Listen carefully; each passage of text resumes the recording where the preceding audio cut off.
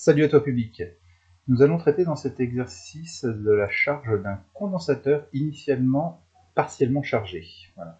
Alors ça c'est juste pour voir comment est-ce que le fait que ce condensateur soit déjà partiellement chargé, tu vois, il a déjà une tension de 1 volt à ses bornes à la date t égale 0, comment est-ce que ça va influencer sur la solution de l'équation différentielle qu'on va établir. Alors comme tu as pu le voir déjà dans les précédentes vidéos, pour établir l'équation différentielle de l'évolution de la tension aux bornes de ce condensateur, il faut évidemment utiliser la loi des mailles en respectant les différentes conventions. Donc on se retrouve avec E est égal à UR plus UC.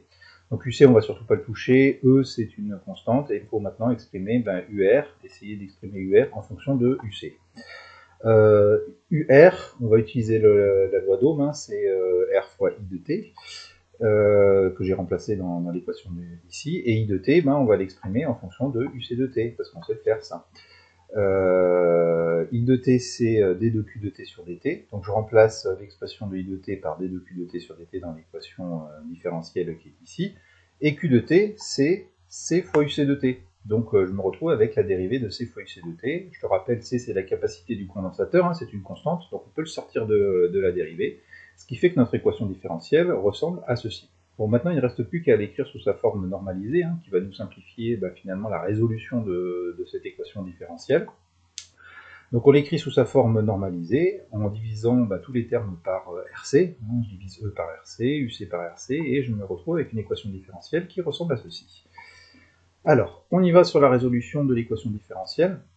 Donc déjà, il faut connaître la solution de l'équation sans second membre, hein, ce qui permet finalement de déterminer le régime transitoire de la charge de ce condensateur. Donc on écrit que c'est A facteur de l'exponentielle de moins t sur tau, avec A qui est une constante. C'est cette constante-là que l'on va déterminer à la fin avec les conditions initiales. Ok, tu te rappelles certainement dans les précédentes vidéos qu'on se place à la date t égale 0 et que ça nous permet de déterminer A. La solution particulière qui, elle, correspond au régime permanent, hein, tu vois que lorsque le condensateur est chargé, finalement, sa tension ici, sa tension ici est constante, donc la dérivée temporelle de UC de t, est nulle. Donc lorsque le temps t vers l'infini, UC de t c'est une constante, donc cette dérivée est nulle, et finalement ce terme-là va disparaître dans l'équation, ce qui me permet de déterminer en remplaçant d de UC de t par 0, hein, ici, ce qui va me permettre de déterminer UC de t. Donc on se retrouve avec UC qui est égal à la tension aux bornes du générateur, à savoir la force électromotrice. Bon. La solution générale de l'équation différentielle, c'est la somme de l'équation sans second membre et de la solution particulière. Donc on fait la somme des deux. Ok. Et maintenant, on va déterminer cette constante A.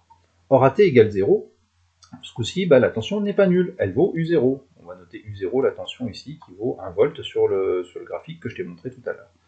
Ok, bon, il n'y a plus qu'à écrire ça. Hein. On va remplacer t par 0, et on va remplacer UC de t par U0, et on obtient U0 est égal à A facteur d'exponentielle de moins 0 sur tau plus E. Exponentielle de 0, ça nous donne 1. Donc finalement, ça nous donne U0 moins E est égal à A fois 1, donc A est égal à U0 moins E. Donc j'ai plus qu'à remplacer la constante A par U0 moins E dans la solution générale de l'équation différentielle, et je me retrouve avec une équation différentielle qui peut s'écrire comme ceci. Voilà. U0 moins E facteur exponentielle moins t sur tau plus E. Et puis finalement cette équation différentielle, elle est relativement facile à résoudre. Et je me retrouve donc avec la solution de l'équation différentielle qui a cet aspect-là, en remplaçant la constante A par U0 moins E qu'on vient de déterminer. Donc on a UC de t égale U0 moins E, facteur de l'exponentielle moins t sur tau. Si je remplace tau par RC, je me retrouve avec cette expression-là. Donc il nous reste la dernière question à résoudre. Hein. Le graphique donne la courbe UC de t et déterminer U0 et E. Donc je reprends mon équation différentielle. Lorsque t vaut 0, si je remplace t par 0, l'exponentielle vaut 1. Donc je me retrouve avec U0 moins E plus E, donc U0. Donc UC de t, finalement ça vaut U0. Et on sait qu'à t égale 0, on l'a vu tout à l'heure sur le graphique, la tension valait 1 volt.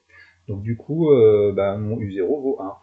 Par contre, maintenant, si j'ai envie de déterminer la tension E, je regarde sur le graphique, l'asymptote horizontale, hein, tu prends ton graphique et tu vois que la tension, lorsque le régime permanent est atteint, vaut E, ce qui est d'ailleurs bien traduit par l'équation différentielle ici. Hein. Lorsque le temps t tend à l'infini, l'exponentielle, elle, va tendre vers 0.